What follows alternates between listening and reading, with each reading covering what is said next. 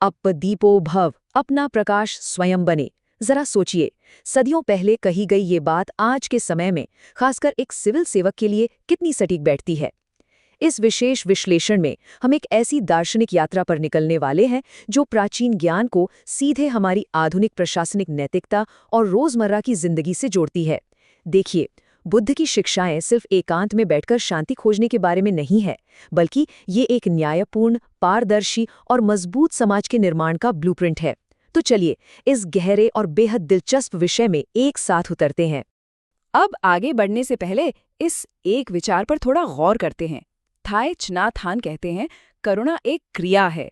अक्सर हम मान लेते हैं कि बौद्ध धर्म का मतलब बस आंखें बंद करके ध्यान लगाना है ना? लेकिन असल में बौद्ध नैतिकता बिल्कुल भी निष्क्रिय नहीं है, ये बेहद गतिशील है। प्रशासन के नजरिए से देखें तो करुणा का मतलब सिर्फ किसी कमजोर को देखकर सहानुभूति जताना नहीं है, बल्कि इसका मतलब है उन कमजोर वर्गों के उत्थान के लिए सक्रिय रूप से नीतियां बनाना और जमीन पर काम करना। इस पूरी चर्चा को हम कुछ अहम पड़ावों में समझेंगे। हम शुरुआत करेंगे बौद्ध नैतिकता की बुनियादी नींव से। उसके बाद हम 4 आर्य सत्य, अष्टांगिक मार्ग और पंचशील जैसे सिद्धांतों को डिकोड करेंगे। फिर हम समझेंगे मध्यम मार्ग को, और अंत में देखेंगे कि सक्रिय बौद्ध धर्म कैसे आज के शासन की जटिलताओं को सुलझाने में एक बड़ा टूल बन सकता है। तो सबसे पहले नींव की बात करते हैं। किसी भी एथिकल फ्रेमवर्क यानी नैतिक ढांचे को समझने के लिए उसके बेस को समझना जरूरी है। बौद्ध धर्म में ये पूरी इमारत मुख्य रूप से 2 स्तंभों पर टिकी है, कर्म और करुणा।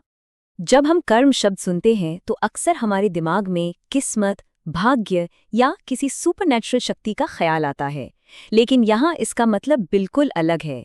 बौद्ध धर्म में कर्म का सीधा सा अर्थ है जानबूझकर किया गया कार्य या हमारी नीयत। यह गुरुत्वाकर्षण की तरह ही कार्य और कारण का एक प्राकृतिक नियम है। सबसे बड़ी बात यह है कि लोक सेवा में आपके द्वारा लिए गए किसी भी फैसले के पीछे की मंशा ही ये तय करती है कि समाज पर उसका क्या प्रभाव पड़ेगा। नीयत सही है तो नीतियां अपने आप सही दिशा में काम करेंगी। अब सवाल आता है कि अगर मंशा सही है तो समस्याओं को सुलझाएं कैसे? बुद्ध का ये अगला दृष्टिकोण किसी भी नीति निर्माता या प्रशासक के लिए एक मास्टर क्लास की तरह है। बुद्ध यहाँ बिल्कुल एक कुशल डॉक्टर की तरह काम करते हैं। वो सबसे पहले बीमारी को पहचानते हैं, दुख। प्रशासन में इसका मतलब है ये स्वीकार करना कि समाज में गरीबी, असमानता या भ्रष्टाचार जैसी समस्याएं मौजूद हैं। दूसरा है समुदाय, यानी इस बीमारी की जड़ क्या है, जैसे लालच या अज्ञानता। तीसरा कदम है निरोध, ये उम्मीद कि हाँ, इस समस्या का समाधान मुमकिन है। और अंत में आता है मार्ग, वो व्यावहारिक पॉलिसी या एक्शन प्लान जो समाधान तक ले जाएगा। एक अच्छे ऑफिसर को फील्ड में बिल्कुल इसी लॉजिकल प्रोसेस को अपनाना होता है। तो वो मार्ग या एक्शन प्लान आखिर है क्या? इसी को दुख दूर करने का अष्टांगिक मार्ग कहा गया है। ये वो प्रिस्क्रिप्शन है जो समस्याओं को जड़ से खत्म करने के लिए दिया गया है। अगर हम इन 8 कदमों को थोड़ा गहराई से देखें तो ये 3 मुख्य श्रेणियों में बटे हुए हैं: प्रज्ञा, शील और समाधि। प्रज्ञा हमें सही दृष्टिकोण देती है, यानी चीजों को बिना किसी बायस या पूर्वाग्रह के देखना। शील हमें नैतिक अनुशासन सिखाता है, सही बोलना, सही काम करना और ईमानदारी से आजीविका कमाना। और समाधि हमें फोकस या एकाग्रता देती है। जरा सोचिए, एक लोक सेवक के लिए स्पष्ट विजन, सत्यनिष्ठा और भारी दबाव के बीच मानसिक संतुलन बनाए रखना कितना जरूरी है। ये अष्टांगिक मार्ग उसी की एक चेकलिस्ट है।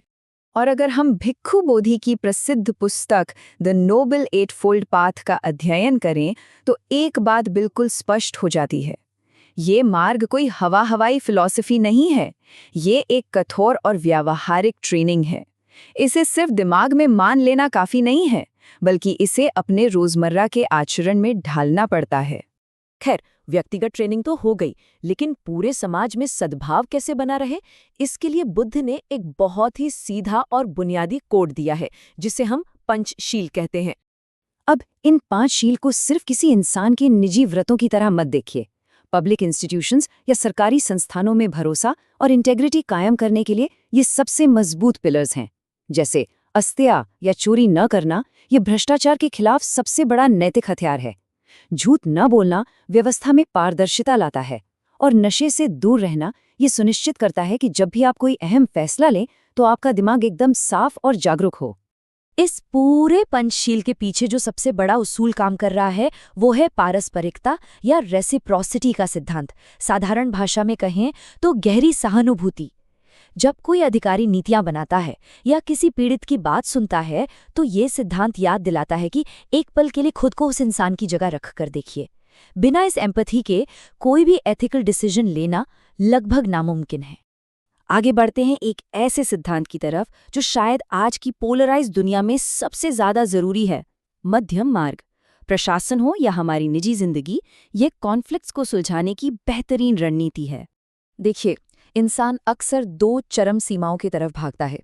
या तो वो पूरी तरह से भोग विलास और इच्छाओं में अंधा होकर डूब जाता है, या फिर दूसरी तरफ खुद को बेवजह शारीरिक और मानसिक कष्ट देने लगता है। मध्यम मार्ग हमें इन दोनों एक्सट्रीम से बचाता है।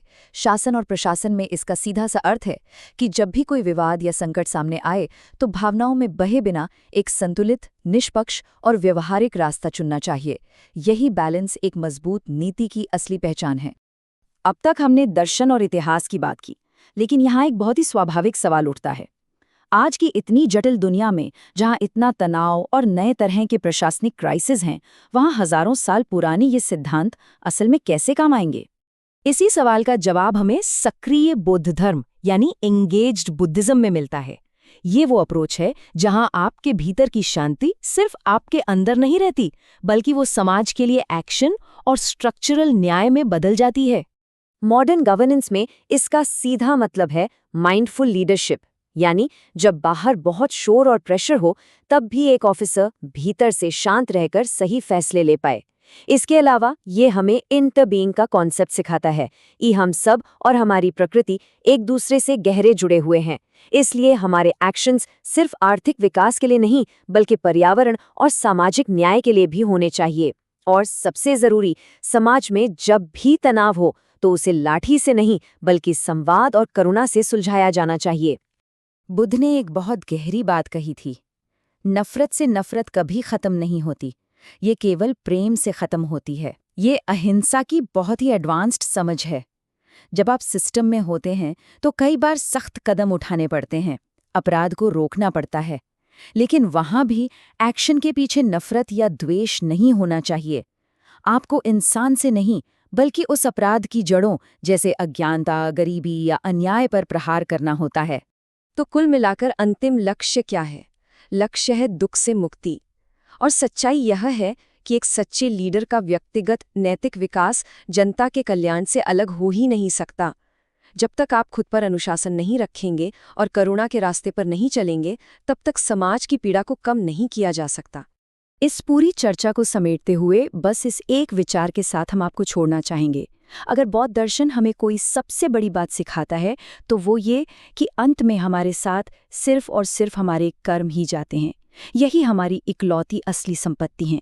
तो सोचने वाली बात यह है कि हमारे आज के फैसले, हमारा रोजमर्रा का आचरण आने वाले कल में कैसी दुनिया और कैसा समाज बना रहा है। इस पर जरूर विचार कीजिएगा। मिलते हैं अगले विश्लेषण में। तब तक सीखते रहें और सचेत रहें।